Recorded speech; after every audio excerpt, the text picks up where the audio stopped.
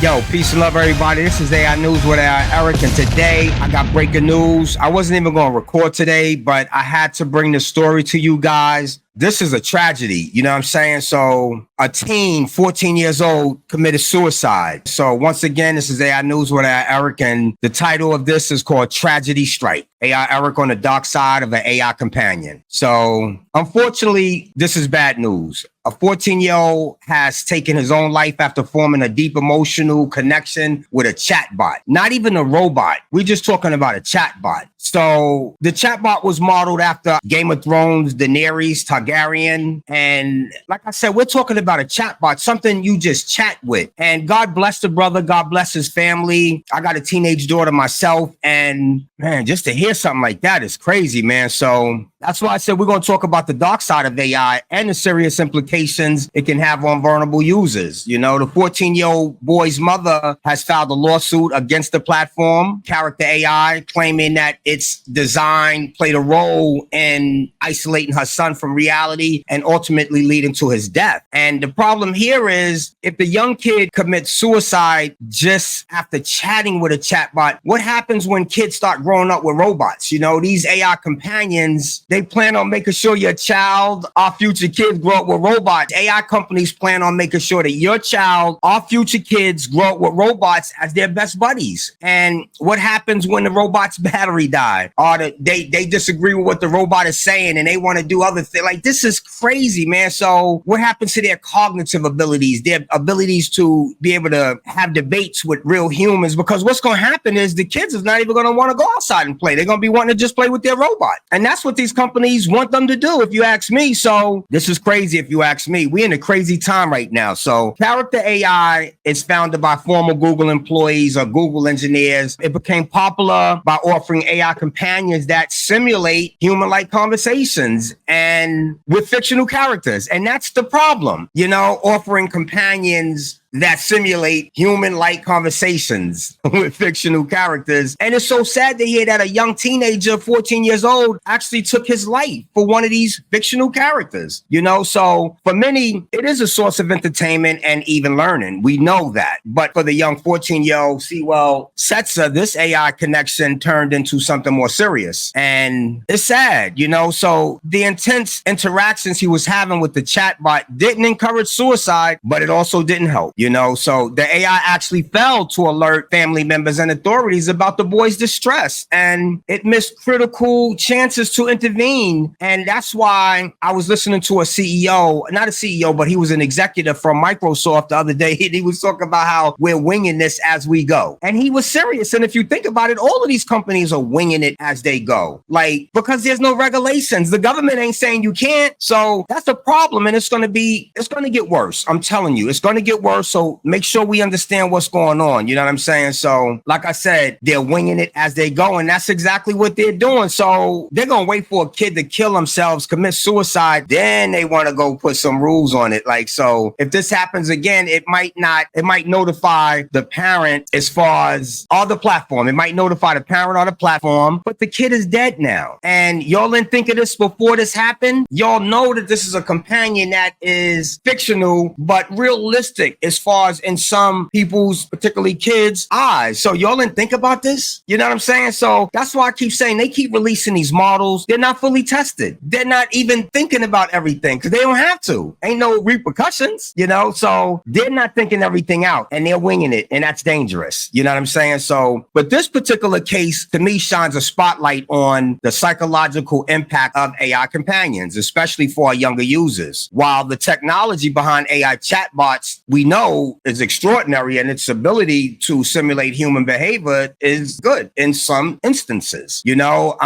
it can also blur lines between reality and fantasy for those who are emotionally vulnerable. And to me, that's our teens. You know what I'm saying? So once again, the lawsuit against Character AI claims that the platform contributed to Sewell's death by fostering an unhealthy emotional attachment. But who's really at fault here? Is it the parents or is it the platform? You know, so these are first of all, these platforms are addictive. and their prolonged interactions without proper safety checks is not good. You know, they're at the core of this issue because they're living on these apps. And parents, I don't know if they know or don't know, because most of them know, you know what I'm saying? So, but since then, like I said, Character AI has since added safety features, because this happened last year, I think like March or May, something like that. And we just finding out about this, you know what I'm saying? So, but they said they're going to put new safety features such as time limit notifications. They're going to improve monitoring harmful conversations. They should have been thought about this before it was released. My mental health app, Mirror You, I thought about that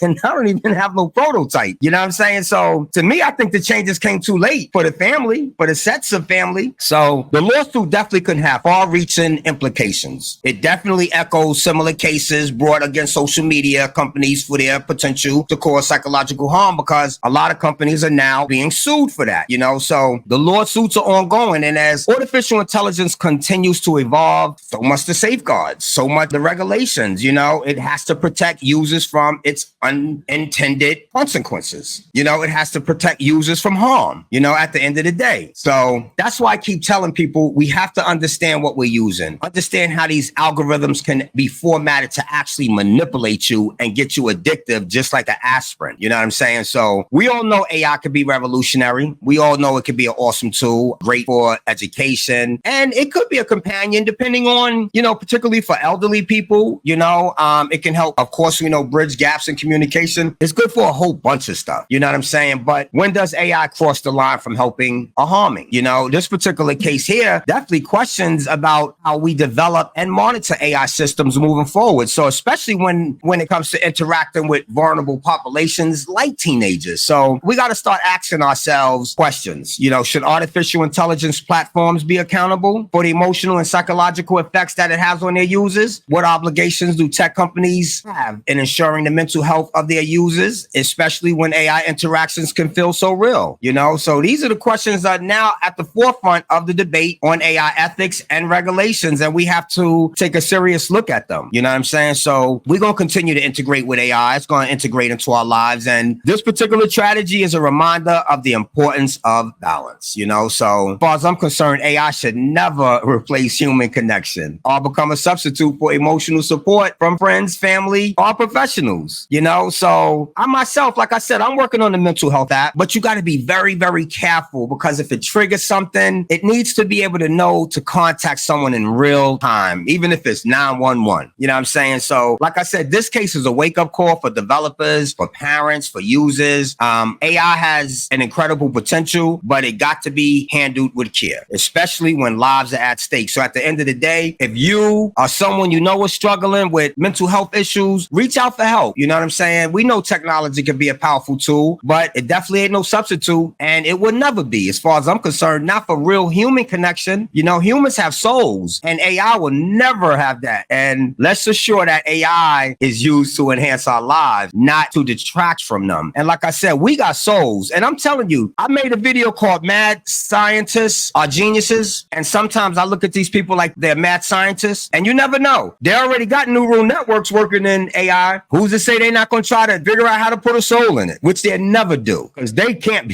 be, you ain't on God's level. You know what I'm saying? So once again, thanks for watching. Subscribe, like, share, tell your friends. Once again, this is AI News with Erik. Peace and love. AI News.